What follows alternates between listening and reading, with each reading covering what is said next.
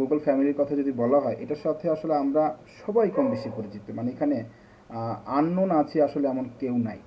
আমরা নোন আসলে এই বিষয় সম্পর্কে আমরা একটু মোটামুটি জানি। কেউ একটু বেশি জানি, কেউ একটু কম জানি, এই আর কি। যেমন গুগলের তো আর একটা দুইটা প্রোডাক্ট না, গুগলের হচ্ছে প্রায় 81+ প্রোডাক্ট আছে গুগলের। তো আমরা আসলে মূলত কয়টা জানি, আমাদের দৈনন্দিন জীবন আসলে কয়টা লাগে বা কয়টাকে আমরা আসলে ব্যবহার করছি। তো এখান থেকে আমরা গুগল ফ্যামিলি নিয়ে কিছু বিষয়, আমাদের তো আসলে সম্ভব না 81টা প্লাস যেহেতু সার্ভিস আছে গুগলের বা প্রোডাক্ট আছে এগুলো সম্পর্কে জানা। তো আমাদের দৈনন্দিন জীবনে যেগুলো আসলে খুব প্রয়োজন, মানে ম্যান্ডেটরি বলা যায়, যেগুলো আসলে না হলেই না, সেগুলো বিষয় সম্পর্কে আসলে আজকে আমরা একটু নতুন করেই জানবো না, আসলে আমরা সব কিছু জানি। তো জানাটাকে আমরা আরেকটু জানবো। বিষয়টা হচ্ছে এরকম, এখানে কোনো কিছুই নতুন মনে হবে না আপনার কাছে, সব কিছু পুরনোই মনে হবে, দেখা মনে হবে। সো এই জিনিসগুলোকে আমরা আরেকটু, হয়তো যদি কোনো জায়গায় গ্যাপ থেকে থাকে সেই গ্যাপটাকে আসলে আমরা মানে ফিল আপ করে ফেলবো। ওকে, তো চলেন আমরা গুগলের যে প্রোডাক্টের কথা যেহেতু বলেছে, এখানে কিছু সংখ্যক প্রোডাক্টের হয়তো বা লিস্ট আপনি দেখতে পাচ্ছেন, আইকন সহ দেখতে পাচ্ছেন। গুগলের অসংখ্য ধরনের প্রোডাক্টের মাঝখান থেকে কিছু প্রোডাক্ট আমরা এনেছি যেগুলো হচ্ছে আমরা দৈনন্দিন জীবনে লাগে। যেমন গুগল ট্রান্সলেটের কথা যদি বলে থাকি, অনেকেই আছে আমরা ইংলিশ মানে ভাঙা ভাঙা পাই না। সো গুগল ট্রান্সলেটের এআই অর্থাৎ আর্টিফিশিয়াল ইন্টেলিজেন্স এখন অনেক ফাস্ট, যার কারণে আপনি বাংলায় কথা বলতেছেন সেটা ইংলিশে খুব সুন্দর করে ট্রান্সলেট করে দিচ্ছে। তার মানে আপনি যদি ভুলও বলে থাকেন, সে ট্রান্সলেটের মাধ্যমে একটু সহজ করে দেওয়ার চেষ্টা করে, যেটা আগের থেকে অনেক বেটার হয়েছে ওদের পারফরমেন্সগুলো। তারপরে গুগল স্লাইড থেকে শুরু করে গুগল নিউজ, শিট, ফটোস, কত কিছু আছে। আমরা এখান থেকে আসলে মেইনলি যেই বিষয়গুলো আমাদের লাগছে সেই বিষয়গুলো নিয়ে আসলে আমরা কথা বলবো। কারণ আপনি কর্পোরেট লেভেলে হোক, মার্কেট প্লেসে হোক, বা যেই প্ল্যাটফর্মে কাজ করেন না কেন, সেইখানে আপনার আজকে আমরা যে বিষয়গুলো নিয়ে আলোচনা করব সেগুলো আপনার লাগবেই। সো চলেন আমরা সেই বিষয়গুলো নিয়ে একটু দেখি। প্রথমে আসেন আমরা জিমেইলের কথায় যদি একটু আসি, গুগল মেইল। এখন আমরা ক্লাসের মধ্যে অনেক সময় বলে থাকি যে আসলে মেইল বলতে বা ইমেল বলতে আমরা কি বুঝি। অনেকেই সঠিক উত্তরটা দিতে ব্যর্থ হয়ে যায়, অনেক সময় দিতে পারে না যে আসলে ইমেইল কি আর জিমেইল কি। হুম, আমি একটা স্টুডেন্টকে এরকম প্রশ্ন করেছিলাম, জিমেল আইডি আছে? তো বলছে জি স্যার আমার তো জিমেল আইডি আছে। তা আমি বললাম আপনার কি ইমেল আইডি আছে, মানে আপনার কি ইমেল আছে? তো উনি বলছে যে স্যার জিমেল ইমেল তো একই। আমি বললাম আসলে কি জিমেল ইমেল কি এক? তো সে আমাকে বলতেছে হ্যাঁ জিমেল ইমেল তো একই, যাহা জিমেল তাহাই তো ইমেল। তো আসলে কি যাহা ইমেল তাহাই কি জিমেল, বা যাহা জিমেল তাহাই কি ইমেল? প্রশ্ন কিন্তু এই জায়গাটাতে। ইমেল হচ্ছে ইলেকট্রনিক মেইল, অর্থাৎ আমরা যখন একটা ভার্চুয়ালি কোনো মেইল পাঠাচ্ছি, চিঠি পাঠাচ্ছি, আমরা কাগজ কলমে আগে চিঠি লিখে পাঠাতাম, এখন আসলে ভার্চুয়ালি পাঠাই electronic mail, right? So electronic mail যখন আমরা কোনো সার্ভিস প্রোভাইডারের মাধ্যমে পাঠাচ্ছি, সেটা কি গুগলের মাধ্যমে যদি পাঠাই সেটা গুগল মেল হয়ে যাচ্ছে, ইয়াহুর মাধ্যমে পাঠালে ইয়াহু মেল হয়ে যাচ্ছে। অর্থাৎ আমরা যখন কোনো সার্ভিস প্রোভাইডার থেকে ইউজ করছি তখন সেটা কি ওই সার্ভিসের মেলগুলো হয়ে যাচ্ছে।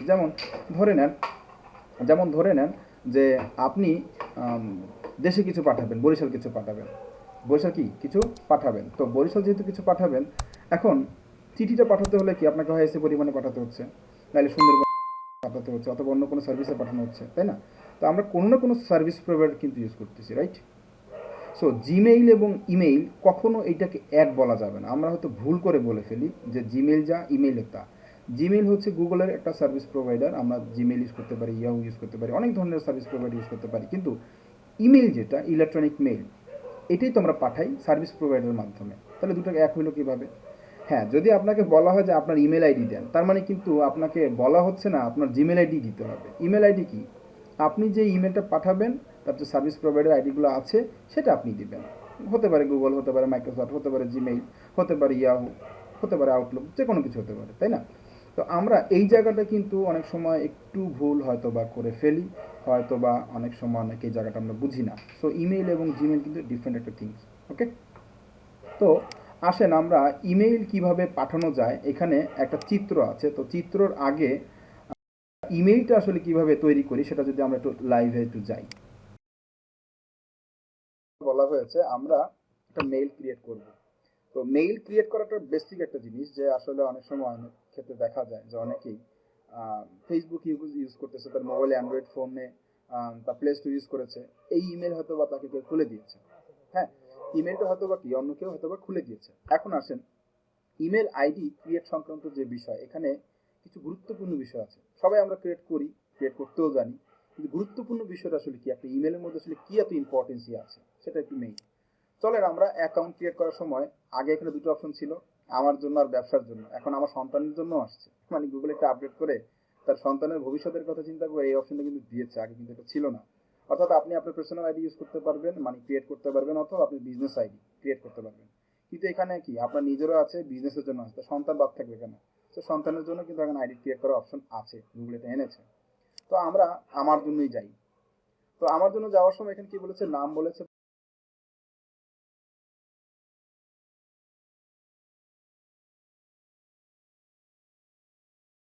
সেটা নাম লেখা। তো আপনি এখানে আপনার নাম লিখতেছেন ফার্স্ট নেম, এটা আপনি লাস্ট নেম বা সার নেম যেটাকে আমি বলি, লাস্ট নেম বা সার নেম আপনার এখানে হতে পারে। ধরেন আমি আমার নামে যদি একটা করতে চাই, এমডি মাসুদ দিলাম, আর এখানে হচ্ছে রানা দিলাম। ওকে, এবার আসেন ইউজার নেম নিয়ে হচ্ছে একটা আমাদের একটা বিভ্রান্তির মধ্যে আমরা আসলে একটা মানে পার করি। কিরকম পার করি? অনেক সময় অনেক স্টুডেন্ট আছে যে বা অনেকেই আছে, অনেক মানুষ আছে যে জিমেইলে যখন একটা জিমেইল ক্রিয়েট করতে যায়, প্রফেশনাল জিমেইল কি আর সরকারি জিমেইল কি এটা বোঝে না। এখন সরকারি জিমেইল আমি অনেক সময় ক্লাসের মধ্যে বলি যে সরকারি জিমেইল মানে এই না যে সরকার থেকে পাওয়া কোনো মেইল। সরকারি মেইল আর পার্সোনাল এন্ড প্রফেশনাল মেইলের মধ্যে আসলে পার্থক্যটা আমরা কোথায় এটাকে ধরবো? প্রফেশনাল এবং পার্সোনাল, অর্থাৎ পার্সোনাল মানে হচ্ছে আপনার নিজের, প্রফেশনাল হচ্ছে নাম। অ্যাকচুয়ালি হচ্ছে এই যে ইউজার নেমটা আমরা যেটা দিব এটা হচ্ছে নাম, নামটাই হচ্ছে আমার কি প্রফেশনালিজমটা বজায় রাখবে। যেমন একজনের নাম হচ্ছে অনেক বড় একটা নাম, অর্থাৎ তার নামটা হচ্ছে তার মা বাবা হয়তো বা সাত দিয়ে রেখেছে, বিশাল বড় একটা নাম, অর্থাৎ ওইটা অলরেডি 20টা কি ক্যারেক্টার পার হয়ে গেছে। ক্যারেক্টার মানে এবিসিডি আমরা তো জানি। তো এইখানে দেখা যায় কি 20টা ক্যারেক্টার কমপক্ষে পার করে ফেলছে। তো ওই ইমেলগুলোকে আসলে আমরা অ্যাকচুয়ালি প্রফেশনাল ইমেল বলতে পারবো না, কারণ এই ইমেলটা না সে পড়তে পারবে, না কোনো ক্লায়েন্ট বা কাস্টমার সে রাইট করতে পারবে। ইভেন লিখতে গেলেও কিন্তু ভুল হওয়ার চান্স বেশি থাকবে, কারণ যত বেশি লেটার আপনি ইউজ করবেন, যত বেশি লেটার আপনি ইউজ করবেন তত বেশি কি গ্যাঞ্জাম হওয়ার চান্স থাকবে। সো আমরা ইউজার নেমটাকে যতটুকু সাবলীল করতে পারি, যতটুকু সুন্দর করতে পারি, শর্ট করতে পারি। এখন ইউজার নেমের মধ্যে শর্ট করতে গেলে কতটুকু ক্যারেক্টারের মধ্যে রাখাটা বেটার? আমরা 8 থেকে 14 ক্যারেক্টারের মধ্যে রাখতে পারি। আপনি বড় বড় ওয়েবসাইট যদি বলেন, মেইলগুলো যদি বলেন, দেখবেন যে সবসময় শর্টে রাখার চেষ্টা করেন। এমন বড় রাখবেন না, আপনার মা বাবা আপনার রাখছে আকিকা দিয়ে অনেক বড় নাম রাখছে, 5টা সব 6টা শব্দ দিয়ে রাখছে, দরকার নাই, আপনি এটাকে ছোট করার চেষ্টা করেন। এখন আমাদের যে প্রবলেমটা হয়, আমি লিখেছি, এখন লিখার পর বলবে যে লিখলে তো আসবে না, এটা কি আসবে না, অর্থাৎ আসতে কি এখানে একটা প্রবলেম তৈরি হবে যে কেউ না কেউ ক্রিয়েট করে ফেলেছে, আপনার নামটা তো কমন ক্রিয়েট করে ফেলেছে। সো আপনি এখানে যেটা ইউজ করতে পারেন সেটা হচ্ছে কি অ্যাটলিস্ট আপনার নাম্বারে 2 থেকে 3টা ডিজিট ইউজ করতে পারেন অ্যাটলিস্ট, কিন্তু ফুল নাম্বারটা না। অনেকেই আছে যে পায়না বিধায় অনেক সময় ফুল নাম্বার দিয়ে দেয়। ফুল নাম্বার দিতে গিয়ে একটা সমস্যা হয়, কি সমস্যাটা হয় যে আপনি পুরো পূর্ণ নাম্বারটাই দিয়ে দিয়েছেন, আপনার ফোন নাম্বার একটু 0 থেকে শুরু করে লাস্ট ডিজিট পর্যন্ত 11টা ডিজিট দিয়ে দিয়েছেন, কারণ আপনি কিছু বুঝতে পারছেন না তাই। তা আমরা কিন্তু এই নাম্বারটা যদি আপনার ভেরিফিকেশনের জন্য আপনার অ্যাকাউন্টে ইউজ করেন, এই অ্যাকাউন্টটা হ্যাক হওয়াটা খুবই সহজ হয়ে যায়। অর্থাৎ আপনি যেই ইউজার আইডিটার মধ্যে আপনি আপনার ফোন নাম্বার দিয়েছেন, ওই ফোন নাম্বারটা আপনি ভেরিফিকেশনের জন্য ইউজ করেছেন। সো ক্লোন নাম্বার ইউজ করে বা ভার্চুয়াল নাম্বার আমরা জানি, সেগুলো ইউজ করে কিন্তু আপনার আইডিটাকে যে কোনো সময় হ্যাক করতে পারে। এক দুই, আমরা অনেক সময় কি করি, ভুল করে না বুঝে আমাদের ডেট অফ বার্থটা দিয়ে দিই, ডেট অফ বার্থের মধ্যে সালটা দিয়ে দিই। ধরেন এক্সাম্পল 1999 দিলেন, এই যে আপনি সালটা দিয়েছেন, এটাও কিন্তু আপনার আইডিতে একটা ঝুঁকি বহন করবে। কিরকম ঝুঁকি বহন করবে? আমরা যখন একটু করে অ্যাকাউন্টটা ক্রিয়েট করতে যাব তখন দেখবেন কিন্তু ডেট অফ বার্থ দেওয়া লাগে। ডেট অফ বার্থের মধ্যে আমরা ডে এবং মান্থ, এটা কিন্তু কমন একটা বিষয়, অর্থাৎ ডে শুরু হবে শেষ হবে কি 30 দিনের মধ্যে শেষ, ম্যাক্সিমাম গেলে 31 দিন। মাসে যদি আমরা যাই 12 মাসে কি শেষ, কিন্তু সাল এটা কি আনকাউন্টেবল, এটা আপনি কাউন্ট করতে পারতেছেন না। এখন যেহেতু আপনি কাউন্ট করতে পারবেন না, কিন্তু এই সালটা যেটা হচ্ছে কোড করে ওরা বের করতে পারবে না, সেটা আপনি সবার সামনে দিয়ে দিয়েছেন, তাহলে আপনি কাজটাকে সহজ করে দিয়েছেন। তো এই কাজটা সহজ করার কারণে সে হয়তো আপনার ডেট অফ বার্থটাকে ম্যাচ করে আপনার অ্যাকাউন্টটাকে হ্যাক করতে পারে। তো এই ধরনের সিকিউরিটি পারপাস আমাদের যেটা করতে হবে, আমরা আমাদের নাম দেওয়ার পরে আপনার ফোন নাম্বারের লাস্ট 2 ডিজিট 3 ডিজিট বা মাঝের কোনো ডিজিট অথবা এনিথিং আপনি যেটা মধ্যে দিতে পারেন, দিয়ে যদি আপনি মনে করেন যে আপনারটা আসতেছে না এর পরেও, তাহলে আপনি শেষে একটা বিডি কথা লিখতে পারেন বাংলাদেশের জন্য, অথবা আপনার নাম যদি থেকে থাকে সেটা দিতে পারেন। দেখেন এইটুকু দিয়েছি, হয়ে গেছে। চেষ্টা করব, অ্যাভয়েড করব এই ধরনের জিনিসগুলোকে ইউজ না করার, কারণ নামের মধ্যে নাম দেওয়ার চেষ্টা করব। যদি ইনকেস আমরা নামটা না পাই, বড় করা যাবে না, শর্টের মধ্যে যতটুকু আপনি ইউজ করতে পারেন, যতটুকু সহজ করতে পারেন তত আপনার জন্য ভালো। দেন আমরা একটা পাসওয়ার্ড দিয়ে দিই। ওকে, আমরা একটা পাসওয়ার্ড দিয়ে দিলাম।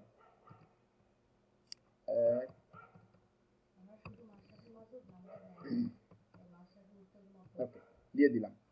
দিয়ে এখন এটাকে কি আমি পরবর্তীতে যাই, পাসওয়ার্ড কি বলছে, ও 8টা ক্যারেক্টারের বেশি দিতে হবে, তাহলে আমি 8টা ক্যারেক্টার পর্যন্ত যাই, একটা স্পেশাল ক্যারেক্টার দেই।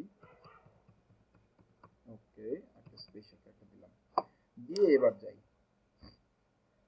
ও শক্তিশালী লাগবে, ওকে ফাইন। আচ্ছা, আপনাদেরকে যেহেতু পাসওয়ার্ড নিয়ে একটা ঝামেলা আমাদের মাঝখানে একটা হয় যে আসলে আমরা পাসওয়ার্ড দিতে গেলে পাসওয়ার্ড অনেক গ্যাঞ্জাম করে। আপনাদের কাছে পাসওয়ার্ড একটা প্যাটার্ন শিখে আসবে। তাহলে প্যাটার্নটা কি হবে, ধরেন আপনি তো অসংখ্য সময় অসংখ্য জায়গাতে অসংখ্য বার লগ ইন করতে হয়, বিভিন্ন অ্যাকাউন্ট ঢুকতে হয়।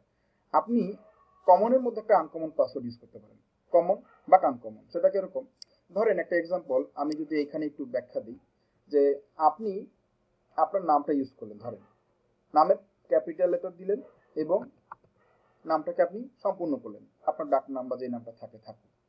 তারপর আপনি কি করলেন, ফোন নাম্বারে লাস্ট অথবা মিডলের যে কোনো একটা 3-4টা ডিজিট দিলেন, আপনার লাস্ট ডিজিট হোক ফার্স্ট ডিজিট হোক দিলেন। দেওয়ার পরে আপনি কি করলেন, একটা @ দিলেন অথবা একটা হ্যাশট্যাগ দিলেন। এইটুকু ধরেন আপনি কমন রাখলেন, কি করলেন, এইটুকু সব কিছুর জন্য হচ্ছে কমন। এবং আপনি যেই জায়গাতে অ্যাকাউন্টটা করবেন, ধরেন ফেসবুক খুলেছেন, লাস্টে আপনি এটার জন্য কি দেন, একটা এফ দেন। আপনি গুগল খুলেছেন, লাস্টে একটা গুগল জি দেন। আপনি টুইটার খুলবেন, টি দেন। অর্থাৎ আপনি যেই প্ল্যাটফর্মে খুলেছেন ওটা দিয়ে দেন। তাহলে কি হয়ে যাবে, আপনার পাসওয়ার্ডটা কমন হয়ে যাবে। তার মানে আপনি হাজার হাজার লক্ষ লক্ষ পাসওয়ার্ড যদি আপনি ইউজ করেন কোথাও, সেম বাট ইউনিক, যেটা কেউ ধরতে পারবে না, কিন্তু আপনার মাথায় মুখস্থ থাকবে, এটা মুখস্থ কোনোদিন করতে হবে, এটা ব্রেনে সেট হয়ে যাবে যে আমি গুগল অ্যাকাউন্ট খুলতে আসছি, তার মানে কি সবই ঠিক আছে, লাস্টে কি জি দিলেই হয়ে যাবে। ওকে, সো আমরা এইভাবে প্যাটার্ন কিন্তু তৈরি করতে পারি, যার কারণে আমরা যে কোনো ধরনের পাসওয়ার্ড 10-20 হাজার পাসওয়ার্ডও আপনার মাথার মধ্যে থাকবে, লিখতে হবে না কোথাও। ওকে, তো পাসওয়ার্ড যেহেতু চাইছে, আমরা একটা পাসওয়ার্ড দিই।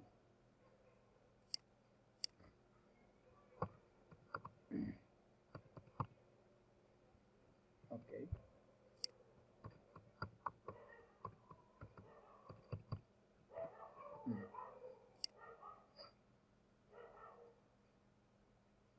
ওকে, এখন ও কি চেয়েছে, একটা ফোন নাম্বার চেয়েছে, তার মানে কি আমার একটা ফোন নাম্বার দিতে হবে। যদি আমরা মোবাইল দিয়ে খুলতে যাই, তখন এখানে একটা অপশন থাকে স্কিপ, মানে আমরা চাইলে এটি স্কিপ করতে পারি, অর্থাৎ ফোন নাম্বার ভেরিফিকেশনের ঝামেলাটা থাকে, স্কিপ করে খুলতে পারি।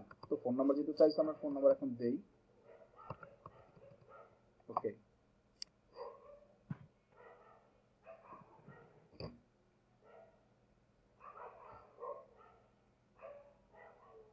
একটা কোড আসবে আমাদের ফোনে, আমরা ফোনের কোডের জন্য ওয়েট করি, চলে আসছে।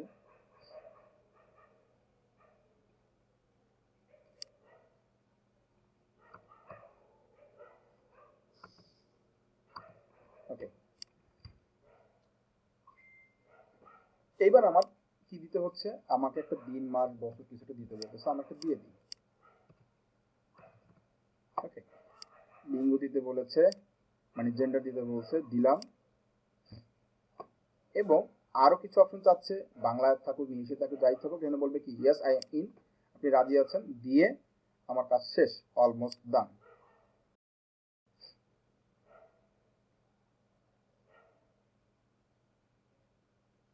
অর্থাৎ সিম্পলি আমরা একটা কি, আমাদের একটা জিমেল অ্যাকাউন্ট ক্রিয়েট হয়ে গেল, আমাদের কি একটা জিমেল অ্যাকাউন্ট ক্রিয়েট হয়ে গেল। এখন আসেন পরবর্তীতে আমাদের কাজ কি হবে, কিভাবে ইমেল পাঠাবো, রিপ্লাই দিব এবং ফরওয়ার্ড করব, এটা যদি আমরা একটু পিকচারের মাধ্যমে দেখি সেটাও আমরা দেখব। আবার যদি আমি স্ক্রিনে দেখতে যাই, সেটাও আমরা দেখতে পারবো। আমরা স্লাইড দিয়ে যদি একটু কন্টিনিউ করি, যে আমরা যখন জিমেইলে ঢুকবো, জিমেইলে ঢোকার পরে আমার ইন্টারফেসটা কিন্তু এটা তো নতুন, রাইট? আমার মেইলটা কি, এটা পুরোটাই নতুন। তো নতুন মেইলে এত বেশি কোনো ইমেল থাকবে না, একদম সিম্পলি একটা ইমেল আমার এখানে দেখাবে। তো আমাদের ইমেইলে যখন আমরা মেইলটা পাঠাতে যাব কোথাও, তখন নিউ একটা অপশন আছে। এখন এই নিউ অপশনটা কোথায় আমরা পাবো, নিউ অপশনটা অবশ্যই আমরা পাবো এখানে তৈরি করুন একটা অপশন আছে, খেয়াল করে দেখেন কি বলছে এখানে, তৈরি করুন। তো আপনার ইংলিশে থাকুক বাংলায় থাকুক, যে অপশনই থাকুক না কেন, আপনার জন্য কষ্ট হবে বলে মনে হচ্ছে না।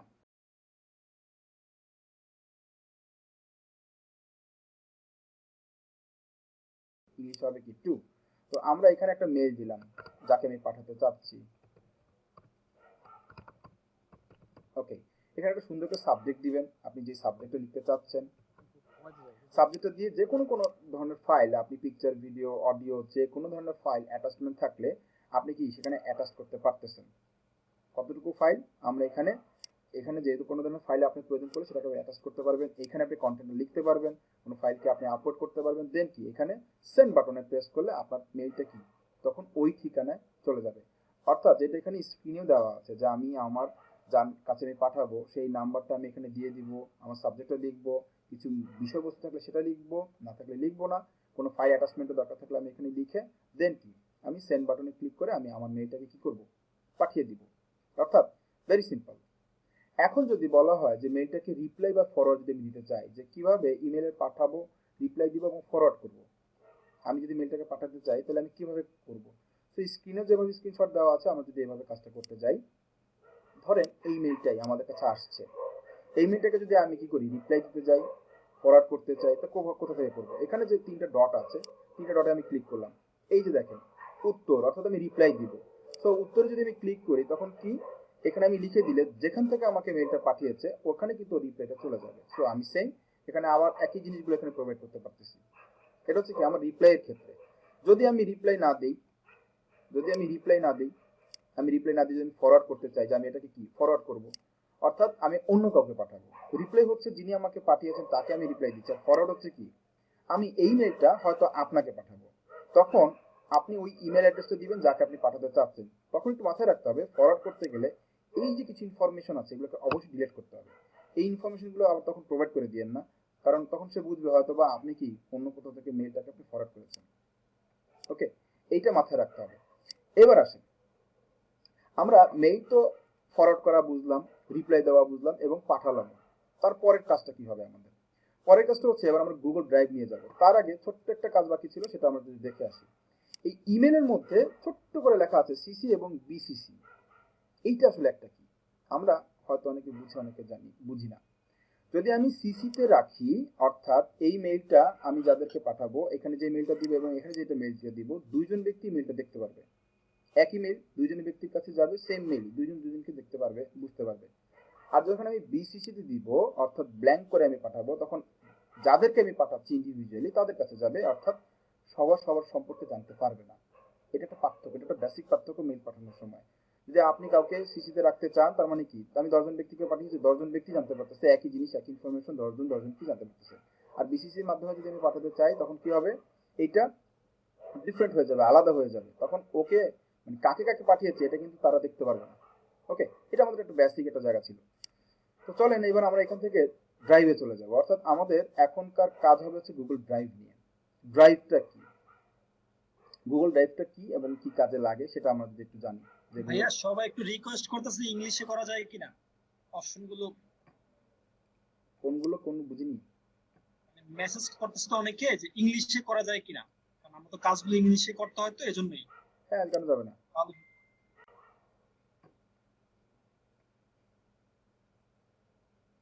বাংলা থাকলে সবার প্রবলেম হচ্ছে এই জন্য। জি, ল্যাঙ্গুয়েজটা ইংলিশ করে নিলে সহজ হতো। আচ্ছা, ল্যাঙ্গুয়েজটা ইংলিশ করে দিচ্ছি। কই গেল ল্যাঙ্গুয়েজটা নিচে? বাংলা লেখা থাকলে আসলে অনেক সমস্যা, কারণ আমরা ইংলিশ দিতে দিতে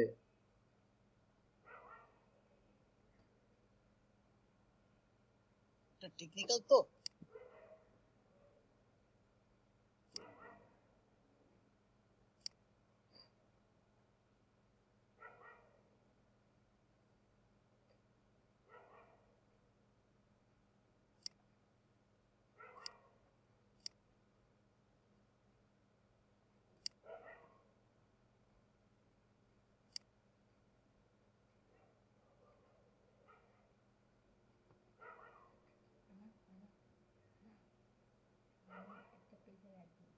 আমেরিকান হবে। কোথায় আমেরিকা? ইউএসএ মনে হয়, ইউএস, ইউনাইটেড স্টেট। হুম,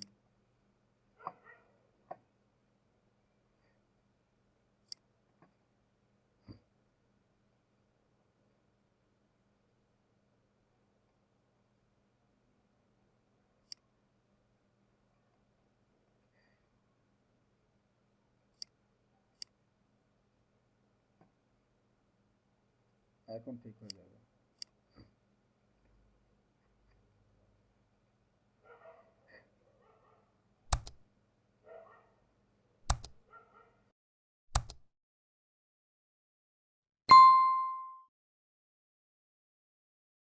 ড্রাইভে নিয়ে কথা বলি, আসেন। আমরা ড্রাইভের কথা বলছিলাম, ড্রাইভের স্লাইড কোথায় চলে গেল? ওকে, গুগল ড্রাইভটা আসলে কি? এখানে আসলে আমাদের অনেক কথাবার্তা আছে যে গুগল ড্রাইভ আসলে কত সালে কি হয়েছে। আমি গুগল ড্রাইভ নিয়ে যদি সংক্ষেপে সুন্দর করে বলতে চাই, গুগল ড্রাইভটা হচ্ছে একটা ক্লাউড স্টোরেজ বলি বা অনলাইন মেমোরি বলতে পারি এক কথায়। আমাদের মোবাইলে তো একটা মেমোরি কার্ড আছে। মোবাইলের মধ্যে মেমোরি কার্ড কেন আছে? মোবাইলের ডেটাগুলোকে রাখার জন্য, রাইট? আমাদের কম্পিউটারে একটা হার্ড ডিস্ক আছে, কেন আছে? আমাদের কম্পিউটারে ডেটা স্টোর করার জন্য, ডেটা থেকে অপারেট করার জন্য অথবা স্টোর করার জন্য। তো এই মেমোরিগুলো হচ্ছে ফিজিক্যাল মেমোরি। আমাদের কম্পিউটারে এবং মোবাইলে যে মেমোরিগুলো আমরা ইউজ করছি সেটা কি? Physical memory. আর ড্রাইভ হচ্ছে গিয়ে এই যে ক্লাউড স্টোরেজ কথা বলা হচ্ছে, গুগল ড্রাইভ বা আদার্স অনেক ড্রাইভ আছে এরকম।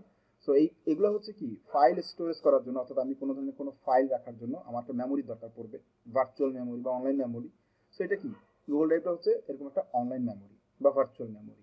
এই মেইলে এইটার মধ্যে আমরা মানে গুগল ড্রাইভে খুলতে হলে আপনার শুধু জাস্ট একটা জিমেল, অর্থাৎ আমরা যেহেতু একটা জিমেল অ্যাকাউন্ট খুলে ফেলেছি, এখানে আমরা কি করেছি? একটা জিমেল অ্যাকাউন্ট খুলে ফেলেছি। জিমেল অ্যাকাউন্ট খোলার কারণে আপনি গুগলের যতগুলো সার্ভিস আছে সবগুলো সার্ভিসই কিন্তু আপনি পাচ্ছেন। কি ব্যাপার, এটা ইংলিশ হয় নাই? এদিকে তো সব ইংলিশ হলো।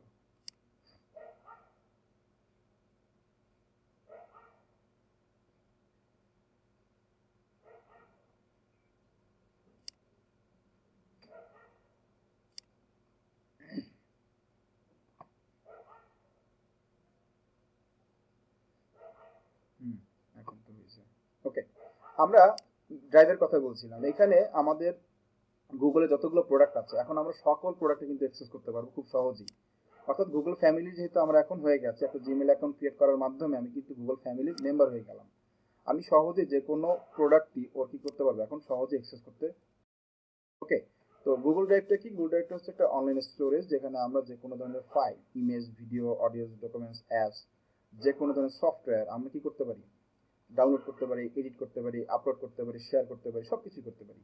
গুগল ড্রাইভের মধ্যে কিন্তু এই ধরনের অপশনগুলো কিন্তু আছে এবং আপনার মোবাইলে একটা অ্যাপসও আছে, মানে গুগল ড্রাইভ নিয়ে একটা অ্যাপস আছে। যে অ্যাপসের মধ্যে আমরা কি করতে পারবো? সেই অ্যাপসের মধ্যে আমরা আমাদের ক্লাউড স্টোরেজ থেকে আমরা যেভাবে কাজটা করতে পারি, অর্থাৎ এখান থেকে যদি আমি একটু ড্রাইভে যাই, আমি যদি একটু ড্রাইভে যাই, সো এই যে ড্রাইভের মধ্যে আমি যে সকল কাজ করতে পারতেছি, যে কোনো ড্রাইভে আমি আমার মেইল দিয়ে ক্রিয়েট করলে আমি কি এরকম ড্রাইভের মধ্যে অ্যাক্সেস করতে পারতেছি। এই জন্য আমাকে আলাদা কোনো অ্যাকাউন্ট খুলতে হবে না। এখানে যে কোনো ধরনের ফাইল আমি চাইলে কি করতে পারবো? আপলোড করতে পারবো। এটা ব্যাকআপ হিসেবে থেকে যাবে। আপনার জিমেইলটা যতদিন সেভ আছে আপনার কি ডেটাগুলো আজীবন থেকে যাবে। আপনার মোবাইলের মেমোরি কার্ডের মধ্যে ডেটা রাখলে এটা নষ্ট হয়ে যাওয়ার ভয় থাকবে, মোবাইল চুরি হয়ে যাওয়ার ভয় থাকবে। আপনার ল্যাপটপ ডেস্কটপের মধ্যে ফাইল থাকলে সেটা কি পুড়ে যাওয়ার বা নষ্ট হয়ে যাওয়ার ভয় থাকবে। বাট এটা তো ফিজিক্যাল না, ফিজিক্যাল কোনো কি মানে ওর কোনো বৈশিষ্ট্য নাই, এটা ভার্চুয়ালি থাকতেছে। তার মানে কি আপনার ডেটাগুলো ভার্চুয়ালি থাকতেছে।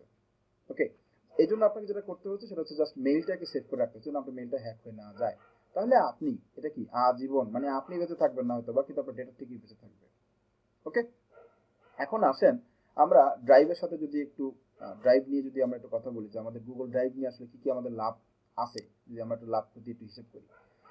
গুগল ড্রাইভের সেরা 10টি সুবিধা বা লাভ কি কি সেটা যদি আমরা একটু দেখি। প্রথমে হচ্ছে গিয়ে আপনি যে ছবি বা ফাইল আপলোড করেছেন সেগুলো যে কোনো স্মার্টফোন বা কম্পিউটার বা গুগল ড্রাইভের ওয়েবসাইটে ব্যবহার করে আবার ডাউনলোড করা যাবে। 2, আপনি যতদিন না ফাইলগুলো নিজের গুগল ড্রাইভ অ্যাকাউন্ট থেকে ডিলিট করবেন সেগুলো আপনার গুগল অ্যাকাউন্ট স্টোরেই হয়ে যাবে, হয়েই থাকবে। মোবাইল চুরি হয়ে গেল বা কম্পিউটার খারাপ হয়ে গেলেও নিরাপদে থাকবে আপনার ফাইলগুলো, যে কথাটা একটু আগে বললাম।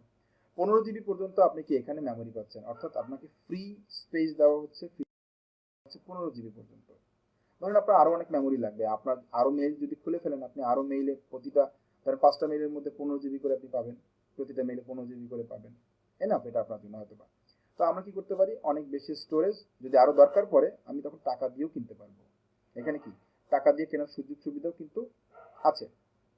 এরপরে কি, এরপর হচ্ছে যে যে কোনো ছবি বা ফাইল আমরা কি করতে পারি, আমাদের যে কোনো ছবি বা ফাইল আমরা কি করতে পারবো, কাউকে দিতে পারবো, শেয়ার করতে পারবো। শেয়ার করতে গেলে লিঙ্কের মাধ্যমে আমরা শেয়ার করতে পারবো। গুগল ড্রাইভের অ্যাপ যে কোনো ডিভাইসে যেমন মোবাইল বা কম্পিউটার বা ল্যাপটপের জন্য ফ্রিতে অ্যাভেলেবেল আপনি পাবেন, এখানের জন্য পে করতে হবে না, যেটা ইউজ করতে হলে আপনাকে পে করতে হবে। ওকে, আপনি গুগল ড্রাইভ অনলাইন এবং অফলাইন দুইভাবেই ব্যবহার করতে পারবেন। দুইভাবেই কি এটার অপশনটা আছে যে আমি দুইভাবে ব্যবহারটা করতে পারবো। এখানে বিভিন্ন রকমের presentation file, document file, Excel sheet file ইত্যাদি বানানো যাবে। যদি আপনি একজন ব্লগার হয়ে থাকেন, নিজের ব্লগের যে মানে ব্যাকআপটা আছে, ব্যাকআপটা আপনি এখানে নিতে পারবেন। নিজের ড্রাইভের যে ড্যাশবোর্ডের ফোল্ডার বানানো যাবে, ফোল্ডারের ভিতরে আপনি ফাইল বা ছবি এগুলো আপনি আপলোড করতে পারবেন। অর্থাৎ আমরা এখান থেকে কিন্তু অসংখ্য সুবিধাগুলো আসলে ভোগ করতে পারবো। অর্থাৎ আমাদের ড্রাইভ থেকে কি সুবিধাগুলো ভোগ করতে পারতেছি। গুগলে এর অনলাইন ডাটাবেস ফাইল স্টোর হওয়ার জন্য এর দ্বারা আপনি নিজের স্মার্টফোনে অনেক জায়গা বাঁচিয়ে নিতে পারবেন। কথা কিন্তু সত্য। যদিও আমাদের মোবাইল ফোনে এখন অনেক বেশি স্টোরেজ দিয়ে দেয়, হয়তো 128 জিবি আপনার ফোনের মধ্যে আছে, 256 জিবি আছে, হয়তো এটা আপনি শেষ করতে পারছেন না। এখন বলতে পারেন যে আমার দরকার কি? দরকার অবশ্যই আছে। আপনার যত বেশি স্টোরেজ মোবাইল থাকুক না কেন, মোবাইলটা যদি চুরি হয়ে যায় তাহলে আপনার স্টোরেজ দিয়ে কি করবেন? তাহলে ভার্চুয়াল জায়গাতে থেকে যাওয়াটা কি এটা আমার জন্য সেফ না? আমরা ফরেন কান্ট্রির ক্লায়েন্টে যখন আমরা কাজ করব, কাজ করতে গেলে বা কোনো মানে ইম্পর্টেন্ট ডেটা যখন আমাদের প্রয়োজন পড়বে, আমরা সেই ডেটাগুলোকে অবশ্যই সেফটি জোনে রাখবো। তো সেফটি জোন কোনটা? এটা হচ্ছে ক্লাউড স্টোরেজ। কি? Cloud storage. সো গুগলও ক্লাউড স্টোরেজ আছে। সো আমরা গুগলের মধ্যেই চাইলে কিন্তু খুব সহজের মধ্যে আমরা রাখতে পারতেছি। ওকে, এখন গুগল ড্রাইভটা কিভাবে ব্যবহার করব সেই ব্যবহারের মানে প্রসিডিউরটা আমরা যদি একটু জেনে নিই যে আমরা গুগল ড্রাইভটা আসলে কিভাবে ব্যবহার করব। গুগল ড্রাইভটা আপনি ওয়েবসাইটে ব্যবহার করতে পারেন, drive.google.com যদি সংক্ষেপে বলা হয়। google.com তো গুগল ওয়েবসাইট। আমরা যদি ড্রাইভে ঢুকতে চাই তাহলে drive.google.com, আমরা এখান থেকে গুগলে সরাসরি আসতে পারবো। আবার গুগলের অ্যাপসও আছে, গুগলের অ্যাপস আছে। সেটা কোথা থেকে? মানে ড্রাইভের অ্যাপস। আপনি প্লে স্টোরে গিয়ে, প্লে স্টোরে যাওয়াও লাগে না, বর্তমানে ডিফল্টই থাকে আমাদের মোবাইলের মধ্যে। ডিফল্ট আছে প্রত্যেকটা অ্যান্ড্রয়েড ফোনের মধ্যে, কি ডিফল্ট থাকে। যদি নাও থাকে আপনি প্লে স্টোর থেকে গুগল ড্রাইভ লিখবেন, তাহলে কিন্তু আপনার কাছে চলে আসবে। ওকে, এইবার আসেন আমরা কিভাবে আসলে নিব। স্টেপ 1 যদি আমরা ফলো করি এখান থেকে, আপনি যখন মেইলে ঢুকছেন, আমি একটু আগে বলেছিলাম যে মেইলে ঢুকলে আমরা যে মেনু বাটনটা পাই, মেইলের যে একটা মেনু বাটন আছে, এই মেনু বাটনের মধ্যে সমস্ত প্রোডাক্ট আছে, তার মধ্যে কিন্তু গুগল ড্রাইভ আছে, তাই না? তো আমরা এখান থেকে যে ড্রাইভটা আছে, এই ড্রাইভের মধ্যে ক্লিক করলে আমাদের ইন্টারফেসটা কি, ড্রাইভে আমাদের যেভাবে দেখা দরকার ঠিক ওরকম আপনি যে সকল ফাইলগুলো রাখবেন বা আপলোড করবেন সেগুলো আপনি এখানে পাবেন। এখানে নিউ বাটন পাবেন, অর্থাৎ নিউ একটা ট্যাব একটা বাটন আছে, যেহেতু আমি স্ক্রিনশট দেওয়া এখানে। এই নিউ বাটনে ক্লিক করার পরে আপনি আপনার ফাইলগুলো আপলোড করতে পারবেন। এখন নিউ বাটনে ক্লিক করলে কি শুধু ফাইল আপলোড করা যাবে না, অনেক কিছু আছে। তো আমরা এটা একটু লাইভ দেখি। নিউতে ক্লিক করার পরে folder, file upload, folder upload, তারপর হচ্ছে কি গুগল ডক, শিট, অসংখ্য রকমের কাজ আমরা করতে পারবো। ফোল্ডারটা কি? আপনি জাস্ট একটা ফোল্ডার ক্রিয়েট করবেন, কোনো আপলোড করবেন না, জাস্ট একটা ব্ল্যাঙ্ক ফোল্ডার ক্রিয়েট করবেন। ওই ফোল্ডারে হয়তো আপনার প্রয়োজনীয় কোনো ডকুমেন্ট রাখবেন, আপনি রাখতে পারবেন। ফাইল আপলোড, আপনি কোনো সিঙ্গেল ফাইল যদি আপলোড করতে চান আপনার ডিভাইস থেকে, আমি ফাইলে ক্লিক করলাম, আমার ডিভাইস থেকে কি সে এখন ফাইলগুলো চাচ্ছে যে আমি কোন ফাইলটাকে আমি নিব। তারপরটা কি বলা হয়েছে এখানে? Folder upload. যদি আমি চাই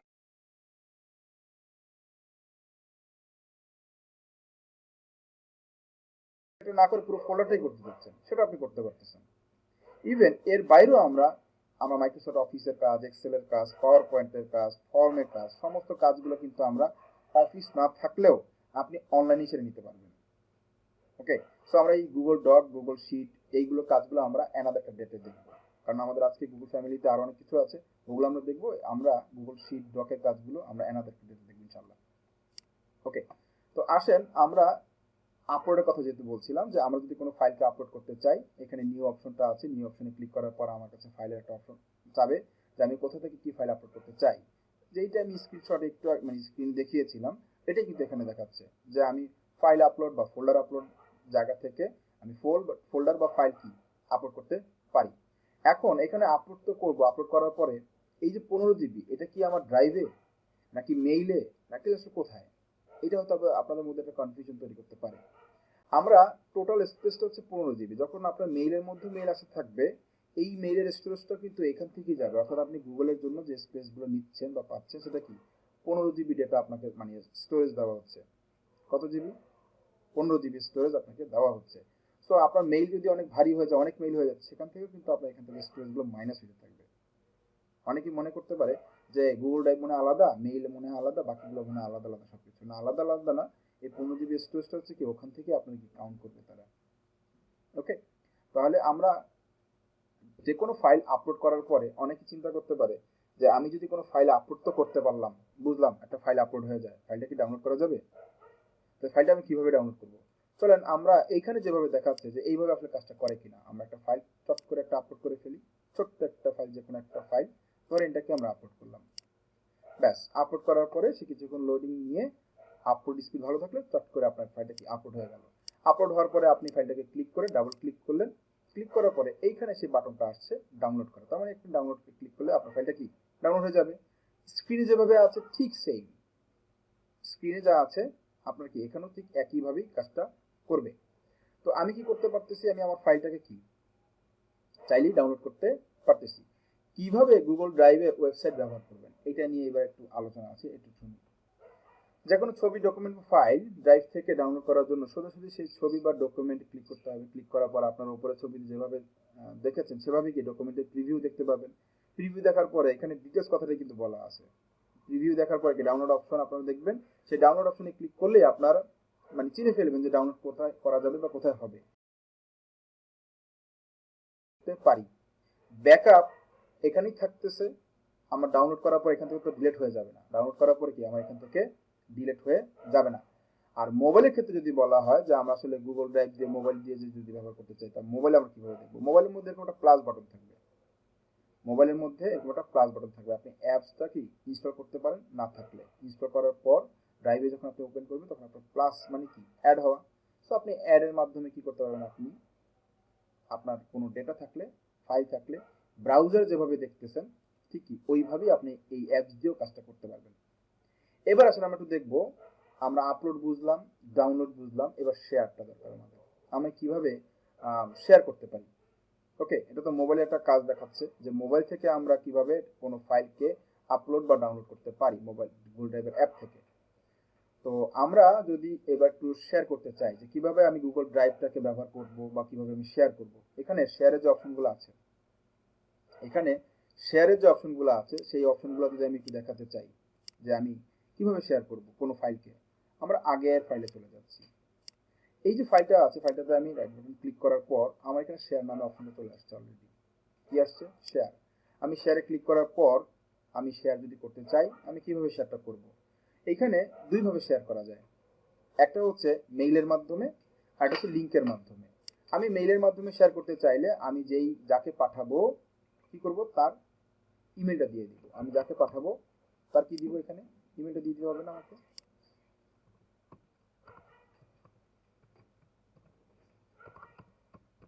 দিলাম। তার মানে কি আমি যাকে পাঠাবো তার মেলটা দিয়ে দিয়েছি। ওকে, এইখানে ওনাকে আমি কি হিসাবে দিব, ভিউয়ার, কমেন্টার আর এডিটর। ভিউয়ার কি, উনি শুধু দেখতে দেখবে। কমেন্টর কোনো প্রশ্ন থাকলে সে কমেন্ট করতে পারবে, প্রবলেম হলে কমেন্ট করতে পারবে, সেই অপশনটা আমি অন করতে পারি। আর এডিটর কি, ওনার ক্ষমতা আছে সবকিছু করার, উনি এডিট করবে, ডিলিট করবে, যা ইচ্ছে তাই করতে পারবে। অর্থাৎ ওনাকে সকল পারমিশনটা দেওয়া হতে পারে। এই হলো একটা অপশন, যদি আমি তাকে কি করতে চাই, এভাবে শেয়ার করতে চাই, করতে পারবো। তার মানে কি দাঁড়ালো, এটা স্পেসিফিক হয়ে যাচ্ছে, উনি জানতে পারবে আর কেউ জানতে পারবে না। আর যদি আমি এই লিঙ্কটাকে কপি করতে চাই, যে আমি চাচ্ছি যে না এই লিঙ্কটা আমি দিব, এই লিঙ্ক আবার যে যাকে দিবে সেই পাবে। একটা হচ্ছে কি স্পেসিফিক ব্যক্তিকে আমি টার্গেট করছি, ওই পাবে আর কেউ পাবে না। আর হচ্ছে কপি লিঙ্কের মাধ্যমে আমি লিঙ্কটাকে কপি করতে পারি। বাট লিঙ্কটাকে কপি করার আগে এখানে খেয়াল করে দেখবেন এই রেস্ট্রিক্টেড কথাটা বলা আছে কিনা। যদি রেস্ট্রিক্টেড কথাটা বলা থাকে তখন আপনি লিঙ্কটা শেয়ার করলে লাভ হবে না, সে ঢুকতে পারবে না, দেখবে কি তালা মেরে দিচ্ছে, মানে লক করা থাকবে ফাইলটা। তো আমরা রেস্ট্রিক্টেডে গিয়ে এনি ওয়ান উইথ লিঙ্কে ক্লিক করতে হবে যদি আপনি তাকে ফাইলটাকে ভিউ করাতে চান বা এডিট করাতে চান। তখন আপনি সেম আবার মেথডগুলো থাকবে যে আপনি এখানে কোন অপশনটা তাকে যাচ্ছেন সেটা সিলেক্ট করার পর এই যে কপি লিঙ্কটা আছে, কপি লিঙ্কে ক্লিক করে দিলেন, ডান। এবার যাকে আপনি দিতে চাচ্ছেন সেখানে দিয়ে দিলে, সে পেস্ট করে দিলে আপনি যে ফাইলটা তাকে পাঠাচ্ছেন সে সেই ফাইলটা দেখতে পারবে।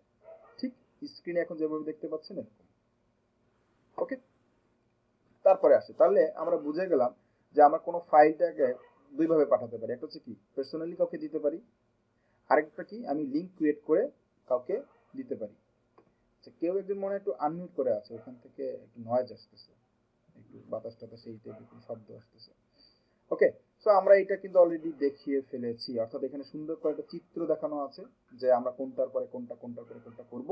আমরা চাইলে কিন্তু এভাবেও করে নিতে পারি। ওকে, এরপরে আসেন যদি অফলাইনে, এখানে বলছি যে ফাইল শেয়ার করব, কিন্তু যদি এরকম হয় যে আসলে আমাদের অফলাইন দরকার, তখন আমি কি করবো। এই জায়গায় একটা অপশন দেওয়া আছে, ইন্টারনেট ছাড়া ফাইলটি ওপেন করতে চাইলে অ্যাভেলেবল অপশনটিতে ক্লিক করে দিলে এই ফাইলটা কি ওরা আলাদাভাবে রিজার্ভ করে রাখে, অর্থাৎ ইন্টারনেট না থাকলেও যেন ফাইলটা কি ভিউ হয়, অর্থাৎ ওই স্টোরের মধ্যে কি অলরেডি ডাউনলোড করে এটাকে শো করাবে, যেন আপনার ইন্টারনেট থাকুক বা না থাকুক ওই ফাইলটা জিনিস দেখতে পারে। সো অ্যাভেলেবেল অফলাইন যদি আপনি এখানে দিয়ে দেন, তার মানে কি এটা অনলাইন না থাকলেও আমি ফাইলটাকে দেখতে পারবো।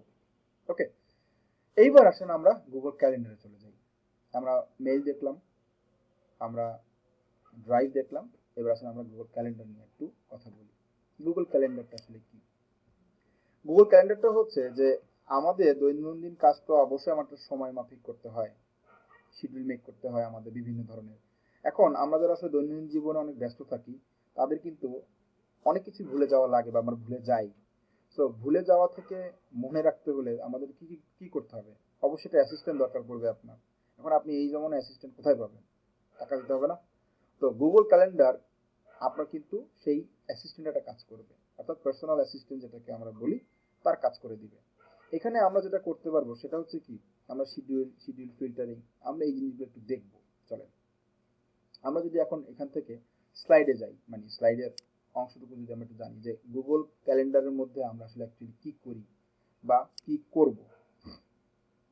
ওকে, গুগল ক্যালেন্ডারটা মধ্যে আমরা যা করতে পারি তা হচ্ছে কি, আমরা এখানে ক্যালেন্ডারের মধ্যে কোন দিন কোন সময় কি কাজ করব সেটাকে সেট করতে পারি। গুরুত্বপূর্ণ ডেডলাইন ভুলে যাওয়াতে, সময় মতো অ্যাসাইনমেন্ট জমা দিতে না পারা, পরীক্ষার মিস হওয়া কিংবা অফিসের অ্যাপয়েন্টমেন্ট ভুলে যাওয়ার মতো ঝামেলা পোহাতে হয়, তা থেকে নিস্তার পাওয়ার জন্য কি আমাদের টাইম ম্যানেজমেন্ট করতেই হবে, এর কোনো বিকল্প নাই। কারণ কোন সময় কোন কাজ একটু নির্বিষ হয়ে গেলেই তো প্রতিটা কাজের কি আবার এটা কি লেন্দি হয়ে যাবে বা পিছনে পড়ে যাবে। এই জন্য মূলত আমরা কি করি, গুগল ক্যালেন্ডারটাকে ইউজ করি। এটা একটা অ্যাপসও আছে, আপনি মোবাইলে সুন্দর করে কি করতে পারেন, ইনস্টলও করে নিতে পারেন।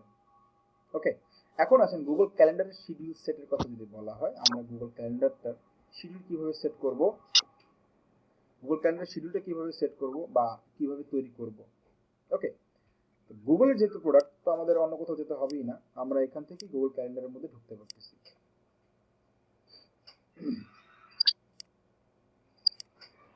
কেউ একজন মনে একটু আনমিউট হয়ে আছে, একটু যদি চেক করতেন।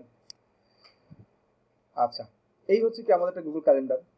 সো স্ক্রিনে দেখানো অনুযায়ী কি আমাদেরও এখানে একটা ক্রিয়েট অপশন আছে, যেখান থেকে আমরা কোনো ইভেন্ট কোনো টাস্ক ক্রিয়েট করতে পারি। অর্থাৎ আমরা যদি ক্যালেন্ডারে এসে কোনো ইভেন্ট বা টাস্ক ক্রিয়েট করতে চাই, আমরা করতে পারবো। তো আমরা এইটা থেকে যদি একটু শেষ করতে চাই, যে এখানে আমাদের শিডিউল ক্রিয়েট করা আছে, আমরা শিডিউল ক্রিয়েট করাটাও দেখতে পারবো যে আসলে কিভাবে শিডিউল ক্রিয়েটটা আমাদের করে। ওকে, তো এখানে ক্রিয়েট করার পরে আমাকে কি বলবে, টাইটেল। আমি ইভেন্ট অথবা টাস্ক তৈরি করতে পারি। তৈরি করার জন্য আমাকে কি দেখাবে, টাইটেলটা দেখাবে। তো টাইটেলটা দেখায় কিনা আমরা একটু দেখে আসি। আমরা ইভেন্টে ক্লিক করলাম, ঠিক সেম স্ক্রিনে দেখানোর মতোই ওখানেও দেখাচ্ছে। চলুন আমরা স্ক্রিনে দেখি, তাহলে একসাথে বুঝতে পারবো ঘটনা কি ঘটবে। প্রথম বলা হচ্ছে টাইটেল, অর্থাৎ আপনি অবশ্যই হেডলাইন দিবেন যে আপনার মেইন কাজটা কি, মিটিং, অ্যাপয়েন্টমেন্ট, ডক্টর দেখাবেন, এক্সাম আছে, কি আছে, টাইটেলটা লিখতে হবে। অর্থাৎ আমি আমার টাইটেলটা আমি এখানে দিয়ে দিলাম। দ্বিতীয় পোর্শন আমি কি দিতে পারবো, তারিখ। এখানে আমি সিলেক্ট করে আমার শিডিউলটাকে ফিক্সড করবো, আসলে কোন দিন কোন সময় কখন আমার, কোন দিন কোন সময় কখন আমার এইটা আছে, সেটা আমি কি করতে হবে, আমাকে এখানে সেট করতে হবে না। তারপরে এইটা দেওয়ার পরে আমাকে কি করতে হবে, আমি যদি কাউকে অ্যাড করতে চাই, কোনো গেস্টকে ইনভাইট করতে, এটা একটু প্রয়োজন মনে হচ্ছে একটু দেখানোর, আমি একটু দেখাই। এখানে অ্যাড গেস্টের কথা বলা হচ্ছে, তাহলে আমি অ্যাড গেস্টে যদি আমি ক্লিক করি, এখানে ওই গেস্টের ইমেল আইডি যদি আমি দিয়ে দিই, এখানে ইমেল আইডিটা আমি দিয়ে দিলাম। ওকে, আমি এখান থেকে আমি এটাকে প্রোভাইড করতে পারবো, আবার এটা বাইরেও কিন্তু আমি অন্য জায়গা থেকেও চাইলে এটাকে দিতে পারি। ওকে, তো আমি এখানে গেস্ট ইনভাইট করতে পারি। Add Google Meet video conference, যদি আমি ভিডিও কনফারেন্স করতে চাই, সেটাও আমি কিন্তু এখানে ওটাও অ্যাড করতে পারবো এটার সাথে। ওকে, তারপরে কি করতে পারবো, আমার যদি কোনো ডেসক্রিপশন থাকে যে মিটিং এর মধ্যে আসলে বিস্তারিত বর্ণনা কি, আমি কি করব, কি থাকবে, ডিটেলস কোনো বিবরণ থাকলে আমি লিখতেও পারবো। অথবা যদি আমি কোনো গুগল ডকের মধ্যে লিখে রাখি বা কোনো অ্যাটাচমেন্ট থাকে, সেটা আমি এখানে আপলোড করে দিতে পারবো। তার মানে কি লিখাও যাবে, আপলোডও করা যাবে, দুটোই আমি করতে পারবো। আবার এখানে যদি আমি দেখতে চাই যে লোকেশন যদি অ্যাড করা দরকার পড়ে, এখানে ক্লিক করে লোকেশন অ্যাড করতে হবে। যদি আপনি লোকেশন অ্যাড করতে চান যে আসলে কোথায় আপনার,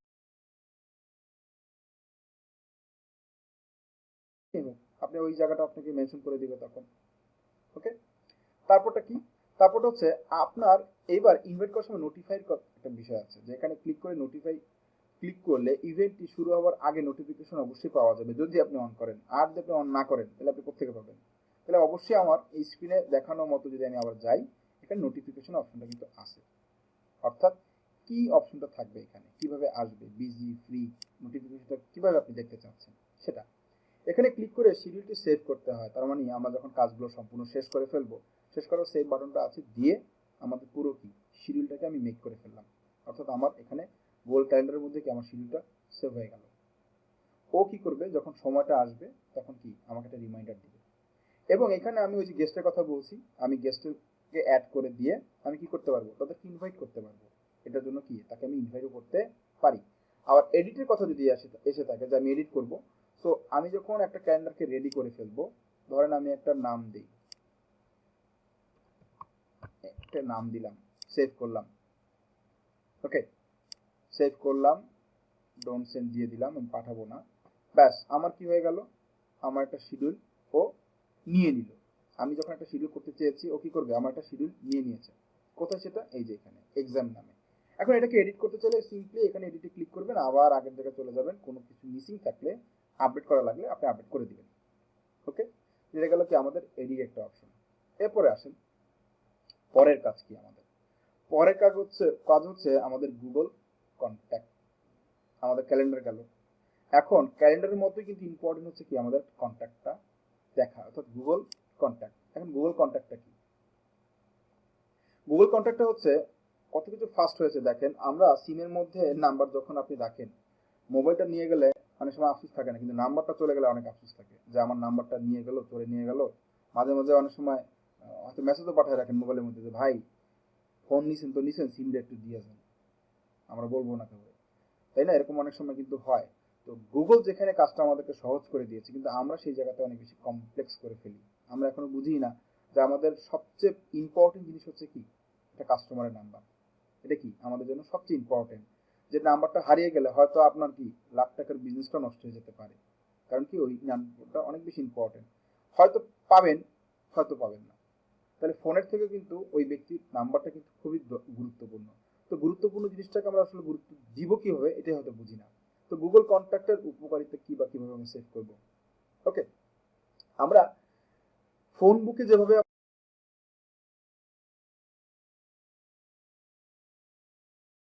কন্ট্যাক্টের মধ্যে আমরা চাইলে নাম্বারগুলোকে সেভ করে রাখতে পারি। বর্তমান অ্যান্ড্রয়েড ফোনগুলোতে এই অপশনটা অটোমেটিকই থাকে, যেহেতু আপনি অ্যান্ড্রয়েড ফোনে মেল দিয়েই আপনার কি অ্যাকাউন্টের মধ্যে ঢুকতে হয়, অ্যান্ড্রয়েডে ঢুকতে হচ্ছে, রাইট? সো এখানে যদি আপনি জাস্ট অপশনটাকে অন করে রাখেন, কি করে রাখেন, অপশনটাকে অন করে রাখেন, তাহলে প্রত্যেকটা নাম্বার আপনার না সিমে সেভ হবে, না আপনার ডিভাইসে সেভ হবে। সেটা সেভ হবে কোথায়, ডিরেক্ট আপনার গুগলে সেভ হবে। অর্থাৎ কিভাবে, ধরেন আপনি আপনার ফোনে সেভ করতেছেন, এটাকে কি করা হচ্ছে, সিনক্রোনাইজ করা হয়েছে গুগল কন্ট্যাক্টের সাথে। গুগল কন্ট্যাক্টের সাথে যখন সিনক্রোনাইজ করা থাকে, সেটা কি অটোমেটিক আপনার ওই নাম্বারগুলো, ওই ডেটাগুলো নিয়ে নেয়। কি করবে, ও ডেটাগুলোকে নিয়ে নিবে অটোমেটিক, এই জন্য আপনাকে কোনো কষ্ট করতে হবে না। ওকে, গুগল কন্ট্যাক্ট চাইলেই ফোনের সব কন্ট্যাক্ট আপনি কি করবেন, সেভ করে রাখতে পারবেন। এতে গুরুত্বপূর্ণ কন্ট্যাক্ট হারিয়ে যাবার ভয় থাকবেই না, টোটালি কোনো সম্ভাবনা নাই। কিভাবে ক্রিয়েট করবে, এটা কোথায় পাবো, আবার চলেন আমরা যাই। আমরা সেম জায়গাতে যাব, মেনুতে যাব, যাওয়ার পরে যে কন্ট্যাক্ট দেওয়া আছে, আমরা কন্ট্যাক্টে ক্লিক করব। কন্ট্যাক্টে ক্লিক করার পর আমার গুগল কন্ট্যাক্ট কিন্তু অলরেডি চলে আসছে। গুগল কন্ট্যাক্ট চলে আসছে, কিন্তু কোনো নাম্বার নাই। কারণ কি, আমি তো এখানে কোনো নাম্বার রাখি নাই যে নাম্বার থাকবে, কারণ এটা নতুন মেল ক্রিয়েট করেছি এখনই। সো আমরা ক্রিয়েট যদি করতে চাই অথবা ইম্পোর্ট করতে চাই, ইম্পোর্টের কথা পরে আসতেছি, আমরা ক্রিয়েটটা দেখি। আমরা এখানে মাল্টিপল কন্ট্যাক্ট ইউজ করতে পারি অথবা কি ক্রিয়েট কন্ট্যাক্টও ইউজ করতে পারি। এখানে ফার্স্ট নেম, মোবাইলে যেভাবে আমি দেই ঠিক সেম কিন্তু আসে, পিকচার দিয়ে আপনি ওই ব্যক্তির পিকচার সহ তার টোটাল ইনফরমেশন আপনি এখানে প্রোভাইড করতে পারতেছেন। ওনার ফার্স্ট নেম, লাস্ট নেম, ওনার কোনো company, job title, email address, phone number, even notes. মোরের মধ্যে আরো অনেক কিছু আছে। এখানে কি মোরে গেলে ওনার ডিটেলস অ্যাড্রেস আপনি দিতে পারবেন। অর্থাৎ একজন ব্যক্তির পুরো লিস্ট আমি দিতে পারবো। অর্থাৎ লিড জেনারেশনের জন্য যে সকল লিস্ট দরকার পড়ে, এক কথায় লিড কালেক্ট করতে গেলে একদম ওইভাবে করেই কিন্তু আপনি এখানেও দিতে পারতেছেন। সো ক্রিয়েট কন্ট্রাক্টের মধ্যে আমি আমার টোটাল ইনফরমেশনগুলোকে চাইলে কি সুন্দর মতো সাজিয়ে আমি রাখতে পারবো। ওকে ওকে, তো এখানে একটা স্ক্রিনশটে যেভাবে আছে সেটা একটু আগে দেখেছি যে আমি কন্ট্যাক্ট লিস্টের থেকে নামগুলোকে দিতে পারবো, আরও কোনো ইনফরমেশন থাকলে সেটাও আমি এখানে প্রোভাইড করতে পারবো। দেন হচ্ছে কি, আমি ফাইলটাকে যদি ইম্পোর্ট করা দরকার পড়ে আমি ইম্পোর্ট করব, অথবা এক্সপোর্ট করা দরকার পড়লে আমি এক্সপোর্টও করব। এখন ইম্পোর্ট এক্সপোর্টের যে বিষয় সেটা একটু আমরা একটু দেখি। যদি আপনি কোনো ফাইল এখানে ইম্পোর্ট করতে চান, যে আপনার কাছে একটা ডেটা শিট আছে অর্থাৎ সিএসভি ফরম্যাট একটা ফাইল আছে, সিএসভি ফরম্যাট ফাইল কি সেটা একটু আমরা যদি জানি, ক্লিক করার পরে আমাকে বলতেছে কি to import contact select CSV or vCard file. এখন এই সিএসভি ফরম্যাটটা কি, এটা আমরা হয়তো অনেকে দেখেছি কিন্তু বুঝি না এই সিএসভি মানিটা কি। কমা সেপারেটেড ভ্যালুস, কমা সেপারেটেড ভ্যালু মানে এটা দেখতে একদম এক্সেল ফাইলের মতোই একটা ফাইল, যেখানে এক্সেল ফাইল আর এটার মধ্যে একটা পার্থক্য আছে। আমরা যে নর্মালি একটা এক্সেল ফাইল দেখি সেখানে ডেটাগুলোকে একটা লাইনে রিড করে, ও এটাকে সেপারেট করে না। আর সিএসভি কমা সেপারেটেড ভ্যালুস এখানে এক্সেলের ফাইলের মধ্যে যতগুলো ঘর থাকবে, কলাম থাকবে, প্রত্যেকটা ঘরকে ও আলাদা আলাদা রিড করে। অর্থাৎ যেখানে আমরা এই ফরম্যাটটাকে আপলোড করব ওইখানে কোড করাই আছে যে সিএসভি ফরম্যাটের ফাইলগুলোকে ও রিড করবে, এর বাইরে অন্য কোনো ফাইল দিলে ও রিড করতে পারবে না। ওখানে কি হয়, ধরেন আপনি নাম লিখলেন, first name, last name, mobile number, email ID, তার মানে ও ফার্স্ট নেমের ঘর থেকে ফার্স্ট নেমই নিবে, লাস্ট নেমের ঘর থেকে লাস্ট নেমই নিবে, কারণ কোড করাই আছে যে সিএসভি ফরম্যাটের হেড বা ওই ঘর থেকে যা আছে তুমি ওইগুলো নিবা, মানে একটা একটা করে নিবা। ও কি করবে, ওই একটা একটা করেই নিবে। আর ভিকার্ড হচ্ছে কি, আমরা নোটপ্যাড যেরকম ইউজ করি নোটপ্যাডের মতো একটা মানে থাকবে, কি বলে এটাকে, নোটবুকের মতো নোটপ্যাডের মতো একটা ফাইল থাকবে, ওটার মধ্যে এলোমেলো ভাবে আর কি থাকবে। তো এই ধরনের ফাইলের মধ্যে যদি আপনার লিস্ট থাকতো আপনি ডাউনলোড করতে পারতেন। যেমন আমি যদি একটু আপনাদেরকে একটু ক্লিয়ার করি আর কি, অর্থাৎ আমরা এখান থেকে একটু কন্ট্যাক্টে যাই, যেটার মধ্যে কন্ট্যাক্ট আছে সেটা একটু যদি দেখে ওখান থেকে যদি ইম্পোর্ট করে তাহলে একটু বুঝতে সুবিধা হবে। আমরা একটা ফাইলে ঢুকি, আমরা একটা ফাইলে আসলাম, ফাইলে আসার পর এখন এক্সপোর্ট করব। ইম্পোর্ট তো আমি আপলোড করবো আর কি, আমি এক্সপোর্ট করতে চাই, আমি এক্সপোর্টে ক্লিক করলাম। এখানে এতগুলো কন্ট্যাক্ট আছে, টোটাল কি এতগুলো কন্ট্যাক্ট আছে, আমি এখন গুগল সিএসভি ফরম্যাটে কি করব, আপলোড করব, মানে এক্সপোর্ট করব। আমি এক্সপোর্ট করেছি, অলরেডি ডাউনলোড হয়ে গেছে, রাইট? ডাউনলোড হওয়ার পর আমি এখন ফাইলটাকে ওপেন করব, করলাম কন্ট্যাক্ট। কিভাবে আসে, কোন ফরম্যাটে আসে এটা একটু প্র্যাকটিক্যালি দেখতে চাচ্ছি। চলেন, এখানে নাম আছে, গিভেন নেম আছে, দেওয়ার নাম আছে আর কি, ডাক নেম, এখানে অ্যাডিশনাল আছে, ফ্যামিলি নেম আছে, তারপরে কি আরো টোটাল অনেক ইনফরমেশন, অর্থাৎ গুগলের মধ্যে যেভাবে দেওয়া আছে ডিটেলস সব আছে। ফোন নাম্বার থেকে শুরু করে কিন্তু ফোন নাম্বার 1 2 3 মানে আমি ওখানে যেভাবে লিস্টেড করা আছে ঠিক ওইভাবে টোটাল ডেটাটা আছে। তার মানে এখানে ও কিন্তু ইন্ডিভিজুয়ালি রিড করবে, নেমের ঘর থেকে নেম নিবে, নেমের মধ্যে আবার যা যা পাবে তা তা নিবে। তাহলে এই ফাইলটা কি, আমার সিএসভি ফরম্যাটের ফাইল। এটা কি, আমারটা সিএসভি ফরম্যাটের একটা ফাইল। এখন যদি আমি এটাকে এখানে আপলোড করতে চাই, কোথায়, এই ইম্পোর্ট করতে চাই, তাহলে এই সিলেক্ট ফাইলের মধ্যে ক্লিক করলাম, করার পর আমার ফাইলটা কোথায়, এখানে এই যে কন্ট্যাক্ট, এটা কি ফরম্যাটের ফাইল, সিএসভি ফরম্যাটের ফাইল, অন্য ফাইল হলে এটা আসবে না। দেন আমি এটাকে ওপেন করব, ওপেন করার পর এটাকে ইম্পোর্টে ক্লিক করব, কিছুক্ষণ ওয়েট করব, ওয়েট করার পরে দেখবো যে ওই ফাইলগুলো রিড করতে পারছে কিনা এবং নিয়ে আসতে পারছে কিনা। চলে আসছে, একদম অনায়াসে চলে আসছে। সো আপনার প্রয়োজনীয় তথ্য কিন্তু এই যে 244টা কন্ট্যাক্ট ছিল, 244টা কন্ট্যাক্টই কিন্তু এখানে আসছে, দেখেছেন? 244টা কন্ট্যাক্ট ওখান থেকে আমি নিয়ে আসছি, এখান থেকে আসছে। সো এই ফাইলটা যদি আপনার প্রয়োজন পড়ে আপনি ডাউনলোড করে রেখে দেন, যদি মনে হয় গুগল যদি কিছু করে আপনি রেখে দেন আপনার কাছে, প্রবলেম নেই তো। ওকে, তাহলে আমরা ইম্পোর্ট এক্সপোর্ট একসাথে বুঝে গেলাম যে ইম্পোর্ট কিভাবে করব, ফাইলকে আমরা এক্সপোর্ট কিভাবে করব। ওকে, এরপরে আসেন আমরা পরের পার্টে চলে যাই, গুগল মিট। গুগল কন্ট্যাক্ট আমাদের গেল, এবার আসেন গুগল মিটটা কি। গুগল মিটের কথা যদি আমরা বলি যে গুগল মিট কি, মিট মানে তো আসলে মিটিং করা। তো গুগলের মাধ্যমে আসলে আপনি মিটিং করতে চাচ্ছেন। ওকে, গুগল মিটের কাজটা কি, কিভাবে ব্যবহার করা হয়। গুগল মিট হচ্ছে আমরা যখন কিছু মানুষের সাথে আসলে মিটিং করতে চাই, মিটিং এর সংক্ষিপ্ত নামটা আসলে মিট দিয়েই বলেছে যে আমরা আসলে দেখা করি, কথা বলি। ওকে, সো আমরা গুগল মিটিং এর মানে মিটিং যেগুলো করবো, ভার্চুয়াল মিটিং গুলো করবো, সেটা আমরা বিভিন্ন ভাবেই করতে পারি, বাট আমরা গুগল মিটের মাধ্যমে খুব সুন্দরভাবে সহজে করতে পারি। এটাও কোথায় আছে, এটাও কিন্তু এখানেই আছে। অর্থাৎ এই মেনুতে ক্লিক করার পর এই যে গুগল মিট, ওই জন্য গুগল মিট, এই যে মিট, আমরা একটা অ্যাকাউন্ট ক্রিয়েট করার কারণে কত সুবিধা ভোগ করতে পারতেছি, সব অ্যাকাউন্টে অ্যাক্সেস মানে সব প্রোডাক্টই সার্ভিসগুলো নিতে পারতেছি। তো গুগল মিটের মধ্যে যখন আমরা যাব, তখন আমাদের মিট থেকে আসলে আমরা কিভাবে আমাদের স্ক্রিন আসবে দেখবো আমরা, সেটা যদি আমরা স্ক্রিন থেকে দেখে আমরা ওখানে যে সুবিধা হবে। এখানে আমরা ক্লিক করে কি করব, নতুন একটা মিটিং স্টার্ট করি।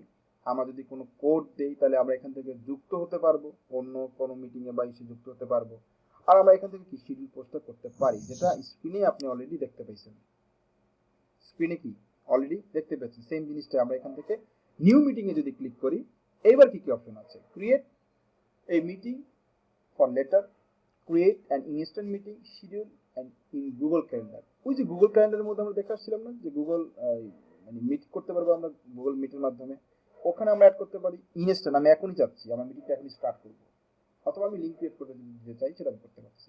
তো স্টার্ট ইনস্ট্যান্ট মিটিং এ যদি আমি ক্লিক করি, তখন আমার মিটিং এর জন্য কি আমি অলরেডি প্রস্তুত, আমার ইন্টারফেসে নিয়ে যাচ্ছে, মাইক্রোফোনের অ্যালাউ চাচ্ছে, ব্যাস আমি ওকে অ্যালাউ করে দিলাম, আমার মাইক্রোফোনটাকে সে ইউজ করবে আমার ডিভাইস থেকে।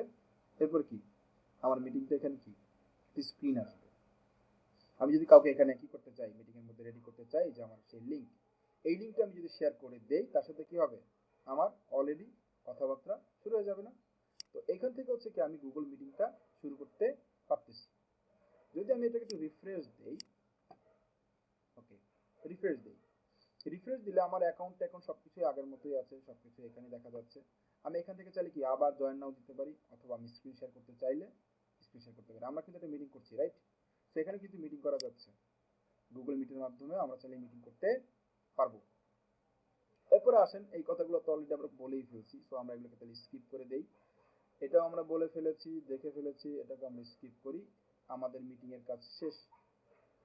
এখন আসেন মিটিং এর মধ্যে একটু কথা না বললেই না, যে এই মিটিং এর মধ্যে আমাদের পার্টিসিপেন্ট কি আমরা আনলিমিটেড নিতে পারবো কিনা, এখানে আসলে কি করা যায়। এখানে অন্যান্য সার্ভিসের মতো যে খুব বেটার করা যাবে আবার এমনও না, আবার কম আছে তাও না। এই গুগল মিটের মধ্যে আমরা 12 জনের মতো, সম্ভবত 12 থেকে 16 জন মনে হয় হবে, একটু আপডেট করতে পারে। তো এই পার্টিসিপেন্ট গুলো আমরা অনেকটা সময় ধরে মিটিং করতে পারবো, অর্থাৎ এটা 20 মিনিট 30 মিনিট বা আধা ঘন্টা পর কেটে যাবে না। মোটামুটি একটা লম্বা সময় পর্যন্ত কি আমরা এখানে আমরা আড্ডা দেওয়া বলেন, প্রেজেন্টেশন করা বলেন, বা কোনো ধরনের কোনো প্রয়োজনীয় কাজগুলো আমরা এখান থেকে করতে পারতেছি। এখানে কমপ্লেক্স কিছুই নাই। ওকে, তো চলেন আমরা গুগল মিট থেকে আমরা এবার একটু ইউআরএল শর্টনারে চলে যাই। বেস্ট ইউআরএল শর্টনার, এই ইউআরএলটা কি আসলে অ্যাকচুয়ালি, ইউআরএল শর্টনার বলতে কি বোঝায়? ইউআরএলটা হচ্ছে যখন আমরা কোনো ওয়েবসাইটের একটা লিঙ্ক দেখতে পাই, www ডটের থেকে শুরু করে যতগুলো লিঙ্ক দেখতে পাই, এটাকে বলা হচ্ছে ইউআরএল। এটা কি, এটা এক ধরনের ইউআরএল। এখন কথা হচ্ছে, এত বড় ইউআরএল যদি আমরা কোথাও পেস্ট করি, মানুষ ভয়ও পেতে পারে, স্পেস খায়, অনেক ধরনের সমস্যাটা কিন্তু হয়।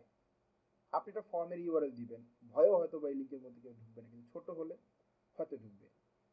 আবার ইউআরএল শর্টকাট কেন ইউজ করতে হয়, ধরেন আপনি এই যে দিয়েছেন কি এখানে calendar.google.com, এখন মানুষ যদি এই ইউআরএলটা অ্যাটলিস্ট পুরোটা না পড়ে অর্ধেকটা প্রথমটাও শুরু করে পরে, তো সে বুঝে যাবে কি এটা এইটা। তো আমরা মূলত মার্কেটিং এর জন্য, আপনি ভিজিটর বাড়ানোর জন্য, আপনার কার্য সিদ্ধির জন্য আপনি ইউআরএলটাকে শর্ট করতে পারেন, হাইড করতে পারেন। শর্টও হয়, হাইডও হয়। হাইড হলে এমনি শর্ট হয়। যখন আমাদের এই লিঙ্কটা ছোট হয়ে যাবে, তার মানে কি ওকে হাইড করতে হবে, মেইন ডোমেইন নেম যেটা আছে ডোমেইন নেমটাকে হাইড করতে হবে। শর্ট করবে কিভাবে, ছোট করবে কিভাবে? সো আমরা করতে পারবো কি, ইউআরএল শর্টনারের মাধ্যমে আমরা শর্ট করতে পারি, আমরা বিটলির মাধ্যমে শর্ট করতে পারি। এখন এই জায়গার সমস্যাগুলো হচ্ছে, সমস্যাটা হচ্ছে এরকম যে আমরা চাইলে এই লিঙ্কগুলোকে মানে দীর্ঘ সময় পর্যন্ত যদি ইউজ করব রিয়েল টাইমে, এটা অনেক সময় একটু ঝামেলা করে, সার্ভার জনিত প্রবলেম থাকলে ঝামেলা করবে। আবার যদি পেইড অ্যাকাউন্ট না থাকে, এখানে ফ্রি কিছু বিষয় থাকে, পেইডের কিছু বিষয় থাকে। তো আমরা এই শর্টনারের মাধ্যমে কি করতে পারি, আমাদের ইউআরএলটাকে শর্ট করতে পারি, ছোট করতে পারি। দেখেন এত বড় একটা এক্সাম্পল দেওয়া আছে, এত বড় একটা এক্সাম্পল, এই এক্সাম্পলটাকে খুব শর্ট করে ছোট বানিয়ে ফেলছে। এখন মানুষ কিন্তু মানে বুঝবে তো না, docs.google.com বুঝবে না, যেহেতু তার মানে কি সে ক্লিক করবেই, ক্লিক করে দেখবে। আমরা মার্কেটিং এর জন্য কিন্তু মূলত আসলে এইগুলো ইউজ করে থাকি, কারণ এত বড় লিঙ্ক একে তো মানুষ পড়বে না, দেখবে না, জায়গা নষ্ট হবে। কিছু কিছু জায়গাতে পোস্ট করতে গেলে দেখবেন যে সাধারণত কন্টেন্ট বেশি লেখা যায় না, লাইক টুইটারে আপনি পোস্ট করতে চাচ্ছেন, টুইটারে কিন্তু বেশি পোস্ট করা মানে বেশি লেখা যাচ্ছে না, বা 250 ক্যারেক্টারের মতো ধরবে এখানে।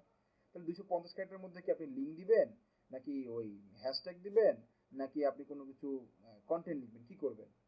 তখন আমরা মূলত ওই জায়গাটাকে শর্ট করার জন্য, স্পেসটাকে বাঁচানোর জন্য আমরা ইউআরএল শর্টটা ইউজ করব। আমরা ডোমেন নেমটাকে হাইড করার জন্য আমরা ইউআরএলটাকে শর্ট করব, ছোট করব।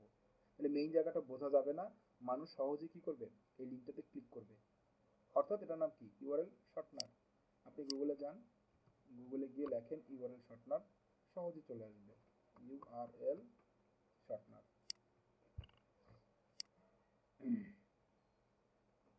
ওকে, এইখানে আপনি এই বড় নামটা ছোট করে ফেলতে পারেন। ইউআরএল শর্টনার থেকে আমি কি করতে পারি, বড় নামটাকে শর্টনারে ক্লিক করার পরে আমার কি ছোট হয়ে গেল। অর্থাৎ কত বড় একটা লিস্ট কত ছোট হয়ে গেছে। ওকে, তো আমরা কি করতে পারি, আমাদের প্রয়োজনীয় কোনো ডকুমেন্টস থাকলে যেখানে আমি ভিজিটর আনতেই চাচ্ছি, তো সেই জায়গাতে আমরা মার্কেটিং করার জন্য আমরা এই ধরনের ইউআরএল শর্টনারটা ইউজ করতে পারি। কিন্তু এটা আশা করবেন এটা দীর্ঘ সময় ধরে আমরা ইউজ করব। অর্থাৎ এমন না যে আপনি আজকে দিয়েছেন 1 বছর পর্যন্ত চলতেই থাকবে চলতেই থাকবে, এটা কিন্তু এরকম না, আনলিমিটেড সময় পর্যন্ত যাবে না। যে কোনো সময় এটা কি মানে ফ্রিটা অফ থাকে, বন্ধ হয়ে যেতে পারে। ওকে, তো আমাদের গুগল ফ্যামিলির মধ্যে আমরা মোটামুটি অনেক কিছু জেনেছি। আর আরো কিছু টুকটাক আছে, সেই টুকটাকগুলো হচ্ছে কেমন, আমি যদি একটু স্ক্রিনের থেকে এখান থেকে আমি দেখাই। এখান থেকে না, আসলে অ্যাকচুয়ালি এখান থেকে যদি আমি বলি, গুগলের প্রোডাক্টের কথা বলি, যেহেতু আমরা শেষ টপিকের দিকে চলে আসছি। গুগলের যে 81+, 81টার উপরে যে প্রোডাক্টের কথা বলা হয়েছে, এখানে হচ্ছে কি তারও বেশি প্রোডাক্ট এখানে মানে আমরা এখানে দেখতে পারতেছি। সকল ধরনের প্রোডাক্টগুলো এখানে আছে। সবগুলো প্রোডাক্টই কিন্তু কোনো না কোনো জায়গায় আমাদের প্রয়োজন পড়ে, আমরা ইউজ করি। যাদের প্রয়োজন পড়ে তারা তো ইউজ করছে, যাদের প্রয়োজন পড়ে না তারা হয়তো আজকে ইউজ করবে না, কালকে করবে, কাল না করলে পরশু করবে, করবেই। যেমন মোবাইলের মধ্যে আপনার খুব প্রয়োজনীয় একটা জিনিস আছে যেটা আমরা জানিই না, যার নাম হচ্ছে গুগল অ্যাসিস্ট্যান্ট, আর্টিফিশিয়াল একটা ইন্টেলিজেন্স। অর্থাৎ আমরা এটা ব্যবহার জানি না বিধায় হয়তো জানি না এটা কিভাবে কাজ করে। আপনার মোবাইলের যাবতীয় কাজগুলো, ফোন করা, কাউকে মেসেজ দেওয়ানো, এই আর্টিফিশিয়াল ইন্টেলিজেন্সের কাজ কি, আপনাকে হেল্প করা। একজন ব্যক্তি ধরেন হাত নাই, তাহলে সে মেসেজ লিখবে, এই আর্টিফিশিয়াল গুগল অ্যাসিস্ট্যান্টের মাধ্যমে সে কাজটা করে নিতে পারবে। গুগল অ্যাসিস্ট্যান্টের মাধ্যমে সে কোনো কিছুকে বললে, মোবাইল দিয়ে আপনি টেস্ট করে দেখবেন বাসায় বসে, গুগল প্লে স্টোর থেকে, মানে আপনি এটা আসি হয়তো বা ইনস্টল করা আছে, না থাকলে করে নিতে হবে। গুগল অ্যাসিস্ট্যান্ট নামে যে জিনিসটা আছে, আপনি ওকে বললেন যে তুমি আমার ফেসবুকে ঢুকো, ও ফেসবুকে ঢুকবে। আপনি একটা গান প্লে করতে বলেন, সেটা করবে। কাউকে কল দিতে বলেন না আপনার আব্বুকে কল দিতে, দেখবেন ও আপনার আব্বুকে কল দিয়ে ফেলছে। অর্থাৎ আমরা অ্যাসিস্ট্যান্ট করতে পারি। আপনি অনেক কিছু জানেন না কোথায় আছে, আপনি ওই অ্যাসিস্ট্যান্টকে বললেন তুমি এটা দাও আমাকে, ও গুগল থেকে খুঁজে বের করে নিয়ে আসবে। অর্থাৎ আমাদের সময় বাঁচানোর জন্য আমরা আমাদের অনেক কিছু আমাদেরকে গুগল দিয়েছে, যেটা আমি চাইলে করতে পারি। আরেকটা জিনিস বলে আমি শেষ করব, সেটা হচ্ছে গুগল ফাইন্ড মাই ডিভাইস। এটা খুব ইম্পর্টেন্ট, খুব ইম্পর্টেন্ট। কেমন ইম্পর্টেন্ট, আমরা সাধারণত আমাদের ফ্যামিলি মেম্বারকে যদি আসলে কাউকে মনিটরিং করতে চাই বা ট্র্যাক করতে চাই, বা আমি দেখতে চাই যে আসলে সে কোথায় আছে, কোথায় থাকতেছে, তাহলে একটা কমন মেইল যদি আপনার দুটো ফোনেই থাকে, ধরেন আপনার বাচ্চার ফোনের মধ্যে আপনি একটা মেইল সেট করে দিয়েছেন, যে মেইলটা আপনার ফোনেও আছে তার ফোনেও আছে। এই গুগল ফাইন্ড মাই ডিভাইসের মাধ্যমে আপনার বাচ্চা আসলে কোথায় আছে সেই লোকেশনটা আমরা ফাইন্ড আউট করতে পারি। আপনার ডিভাইসটা হারিয়ে গেছে, ফোনটা হারিয়ে গেছে, ফোনটা যদি কোনোভাবে শুধু নেটওয়ার্কের আন্ডারে থাকে, ও যদি রিসেটটা না দেয়, এই ফোনও খুঁজে পাওয়া সম্ভব। এই ফোনে ডেটা ইরেজ করা যাবে, এই ফোনটাকে লক করা যাবে, এই ফোন রিং বাজানো যাবে এই ফাইন্ড মাই ডিভাইস দিয়ে। খুবই প্রয়োজনীয় একটা জিনিস। অর্থাৎ ফোন যদি হারিয়ে যায়, ফোনটা যদি সাইলেন্ট না থাকে, ধরেন আপনার ঘরের মধ্যেই অনেক সময় এরকম হয় না, যে ঘরের মধ্যে সোফার পিছনে পড়ে গেছে ফোনটা, আপনি খুঁজে পাইতেছেন না, কি করতেছেন না, খুঁজে পাচ্ছেন না। ফোন দিছেন, ফোন ঢোকে না, নেটওয়ার্কের প্রবলেম হতে পারে, বা অন্য কোনো ধরনের প্রবলেম হতে পারে, বা কিছু না কিছু একটা হয়েছে, ফোন হয়তো যাচ্ছে না। এখন ঘরের মধ্যে থাকলেও আপনার লোকেশনটা অ্যাটলিস্ট ট্র্যাক করবে যে কই আছে, ঘরের মধ্যে থাকলে তো আপনি খুঁজে বের করতে পারবেন যে ঘরেই আছে। সো এইটা কিন্তু খুব প্রয়োজনীয় একটা জিনিস আমাদের জন্য, আমাদের টোটাল লাইফ স্টাইলের জন্য কিন্তু কিছু প্রয়োজনীয় জিনিস আছে গুগলের, যেটা খুবই আসলে কি ট্রিমেন্ডাস প্রোডাক্ট। সো মানে সবার উদ্দেশ্যে বলছি যে সময় থাকলে অবশ্যই গুগলের কিছু প্রোডাক্ট আছে, এগুলো নিয়ে আপনারা দেখবেন, খুঁজবেন এবং চেষ্টা করবেন বোঝা যায় আসলে কোনটার কাজ কি, আপনার কতটুকু হেল্প করতে পারে। ওকে, তো আমরা যেটা হোমওয়ার্ক এখন আসলে বলতে চাচ্ছি, যে হোমওয়ার্ক আসলে কি থাকবে, জিমেইলে মেসেজ বা ফাইল ফরওয়ার্ড করে দেখানো একটা স্ক্রিনশট আপনি দিয়ে রাখলেন, তাহলে বোঝা যাবে আপনি কাজটা করতে পারছেন। গুগল ড্রাইভে সেট আপ করতে হবে, সেট আপে একটা স্ক্রিনশট দিলে, সেট আপ করার পরে গুগল ড্রাইভে ফাইল আপলোড করে একটা স্ক্রিনশট দেন, তাহলে বোঝা যাবে যে আপনি একটা কি স্ক্রিনশট দিতে পারেন। কিভাবে দিতে পারেন, আপনি একটা ফাইল আপলোড করবেন, অবশ্যই আপনি নিজের ছবি আপলোড করবেন। যে কোনো ইমেজ না, কারণ অনেক সময় স্টুডেন্টরা এই কাজগুলো করতে পারে বা করে। সেটা হচ্ছে এরকম যে ওকে বলা হয়েছে যে তুমি যে কোনো একটা পিকচার আপলোড করে একটা স্ক্রিনশট মারো। এখন ও কি করে, ওর বন্ধু একটা মানে স্ক্রিনশট বলছে বন্ধুরে যে দোস্ত আমার স্ক্রিনশট দিয়ে পাঠাও, এটাই দিয়ে দেয়। তো এই জন্য আমরা সাধারণত বলি বা বলবো যে তুমি তোমার নিজের পিকচার কি করো, আপলোড করো। তাহলে বন্ধুর পিকচার তো বন্ধুরই হবে, নিজের পিকচার তো নিজেরই থাকবে, তার মানে ওকে আপলোড করাইতেই হবে। সো আপনাকে আপলোড করতে হবে, নিজের একটা ইমেজ আপলোড করতে হবে। আপলোড করার পর সেটা স্ক্রিনশট নিতে হবে, তাহলে বোঝা যাবে আপনি আপলোড করছেন। গুগল ক্যালেন্ডারে শিডিউল সেট করতে হবে সকল কাজের এবং গ্রুপে তা আপনি প্রোভাইড করবেন। ইউআরএল শর্ট, অর্থাৎ কোনো একটা লিঙ্ক, সেটা যদি আপনার গুগল ক্যালেন্ডারের কোনো লিঙ্ক হয় বা অন্য যে কোনো লিঙ্ক হতে পারে আপনার, সেটা আপনি দিতে পারেন। এবং আপনার ক্যালেন্ডারের মধ্যে যে ম্যানেজমেন্টগুলো আছে সেগুলো একটু ফোকাস দিতে হবে যে আসলে আমি কিভাবে কাজটা করব। ওকে, সো আজকে আমাদের গুগল ফ্যামিলি এই পর্যন্তই। ইনশাল্লাহ আশা করছি সবার ভালো লেগেছে।